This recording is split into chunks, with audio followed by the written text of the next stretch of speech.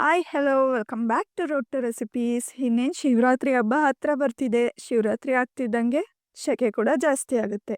ಈ ಸೆಕೆಗೆ ಮಕ್ಕಳಿಗೆಲ್ಲ ice cream ಬೇಕು ಅಂತ ಕೇಳಿದ್ರೆ ಏನು ಮಾಡೋದು ಅಂತ ಯೋಚನೆ ಮಾಡ್ತಿದ್ರೆ ನಾನು ನನ್ನ ಮಗನಿಗೆ ಐಸ್ ಕ್ರೀಮ್ ಯಾವ ಥರ ಮಾಡ್ಕೊಡ್ತೀನಿ ತೋರಿಸ್ತೀನಿ ಬನ್ನಿ. ಸೊ ಇದರಲ್ಲಿ ಫಸ್ಟ್ ನಾನು ಎಲ್ಲ ಥರದ ಡ್ರೈ ಫ್ರೂಟ್ಸ್ ಕೂಡ ತೊಗೊಂಡಿದ್ದೀನಿ. ಎಲ್ಲ ಡ್ರೈ ಫ್ರೂಟು ಕೂಡ ಸೇಮ್ ಕ್ವಾಂಟಿಟಿಯಲ್ಲೇ ತೊಗೊಬೇಕು.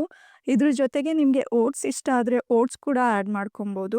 ಕೋಕೋ ಪೌಡರ್ ಅಥವಾ ವೆನಿಲಾ ಎಸೆನ್ಸ್ ಬೇಕು ಅಂದರೂ ಕೂಡ ಆ್ಯಡ್ ಮಾಡ್ಕೊಬೋದು. ನಾನು ಹೆಲ್ದಿಯಾಗಿರಲಿ ಅಂತ ಕೋಕೋ ಪೌಡರ್ ಎಲ್ಲ ಆ್ಯಡ್ ಮಾಡಿಲ್ಲ.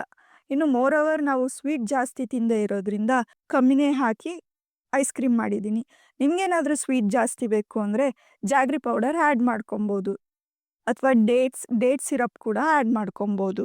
Almond, pumpkin seeds, sunflower seeds, cashew, makhana, walnut, watermelon seeds, flax seed, raisin, jaggery powder, 2 ಏಲಕ್ಕಿ ಇದಿಷ್ಟನ್ನು ಹಾಕಿ 2 ಗ್ಲಾಸ್ ಆಫ್ ವಾರ್ಮ್ ಮಿಲ್ಕಲ್ಲಿ ಡೇಟ್ಸ್ ಜೊತೆ ಸೋಂಪ್ 1 ಸ್ಪೂನ್, ಡಾರ್ಕ್ ಚಾಕ್ಲೇಟ್ ಎಲ್ಲನೂ ಹಾಕಿ ಅಟ್ಲೀಸ್ಟ್ 6 ಅವರ್ ಸೋಕ್ ಮಾಡಬೇಕಾಗುತ್ತೆ.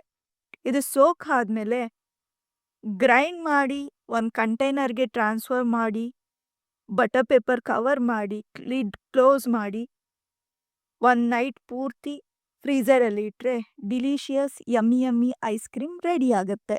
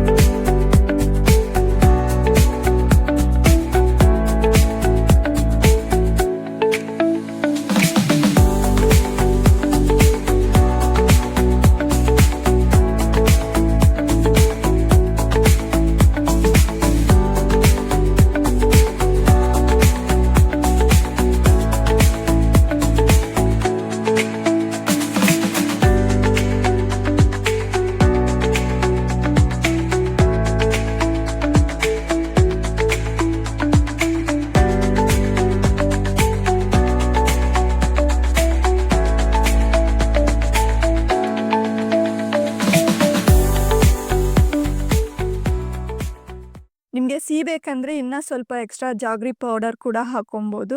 ಕೋಕೋ ಪೌಡರ್ ಕೂಡ ಹಾಕೊಬೋದು. ನಾನಿಲ್ಲಿ ಹಾಕಿಲ್ಲ.